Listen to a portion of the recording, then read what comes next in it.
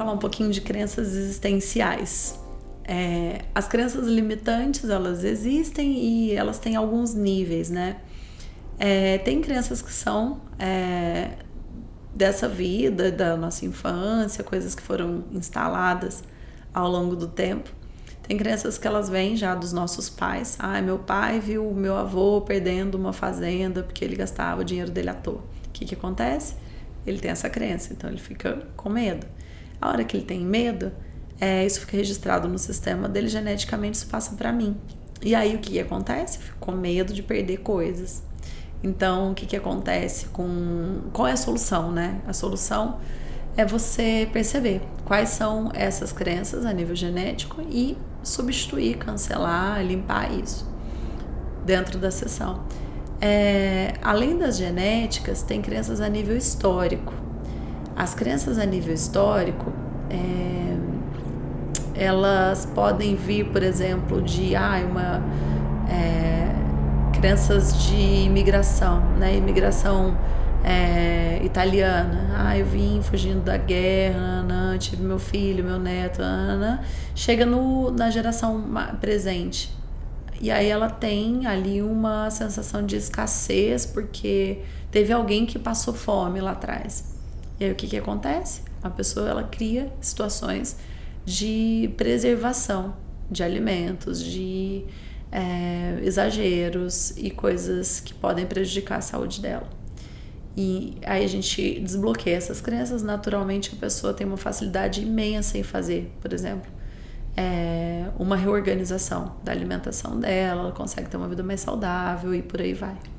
Coisas assim que pode ser que ela tentou várias vezes e não conseguiu, e que depois, a hora que você vai olhar crenças a nível histórico, talvez genético também, aí ela identifica, acha, né, as questões. Isso quando a gente não acha agora, dessa vida, desse tempo, da nossa própria vida. Além dessas, tem as crenças a nível ancestral.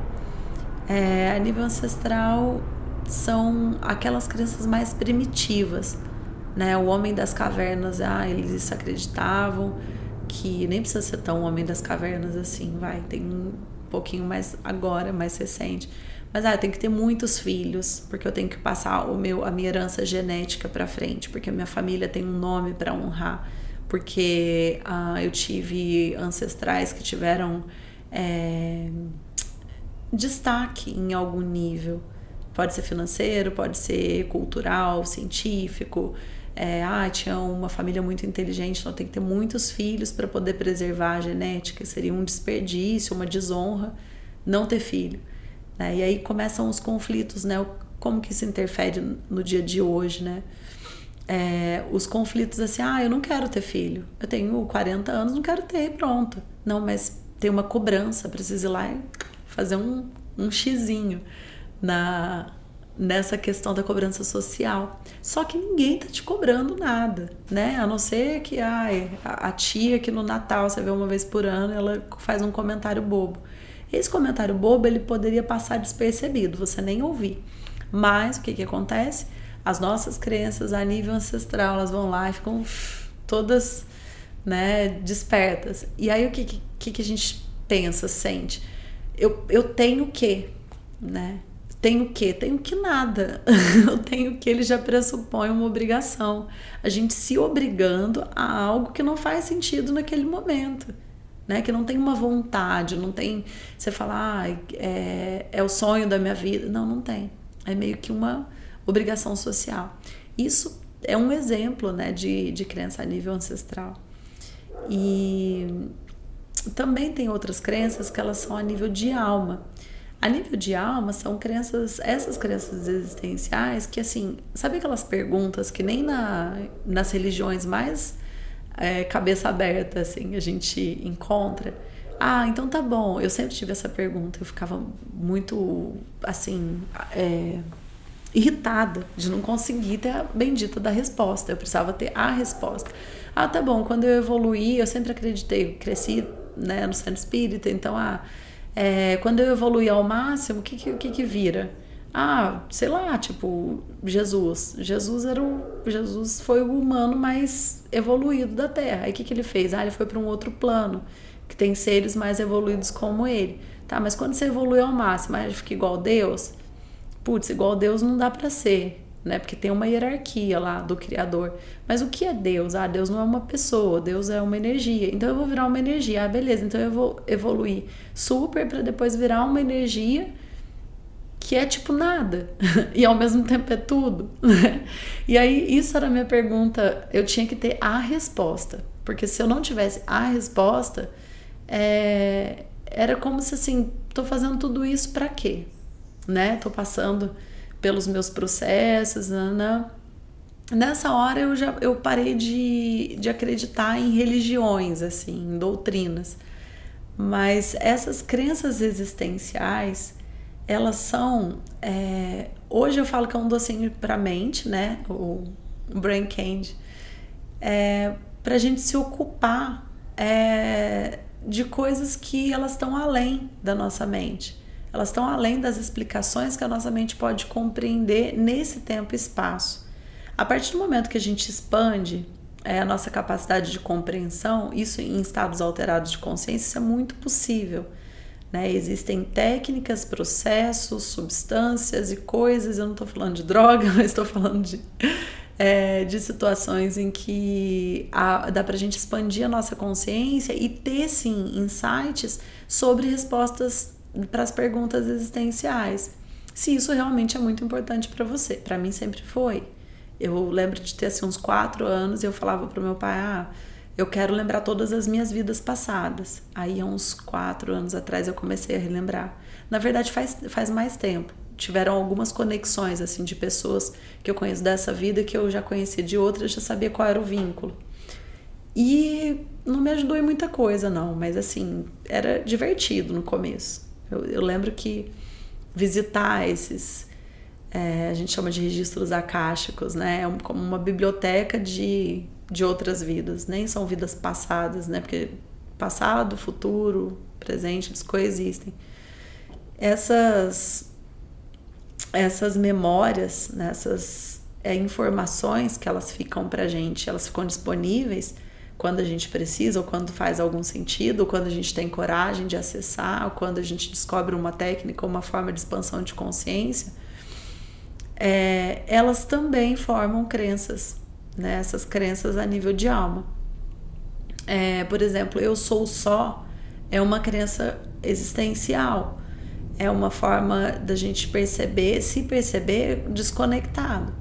Eu tô desconectada do meu corpo, desconectada da terra, desconectada da minha cidade, desconectada da minha família, desconectada da luz, desconectada da sombra. Então, beleza, eu sou o quê? Uma coisinha flutuando no universo, nas galáxias, entre os planetas. Que situação, né?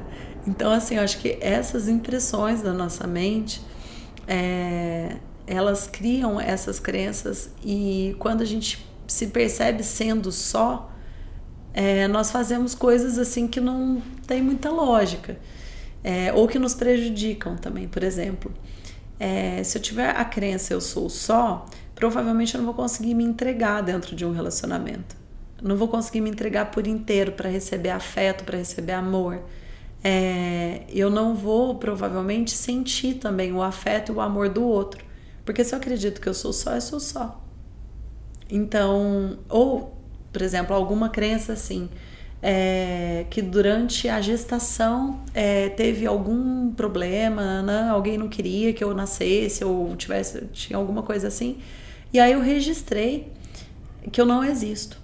Eu não existo, eu não mereço existir. Então, se eu não existo para aquela família, eu não existo naquele sistema, eu não existo na vida, eu não existo no mundo, qualquer coisa que eu fizer, eu não vou ser vista. Então, o que pode acontecer? Nunca tive um namorado. Por quê? Porque eu não existo. Como eu vou ter?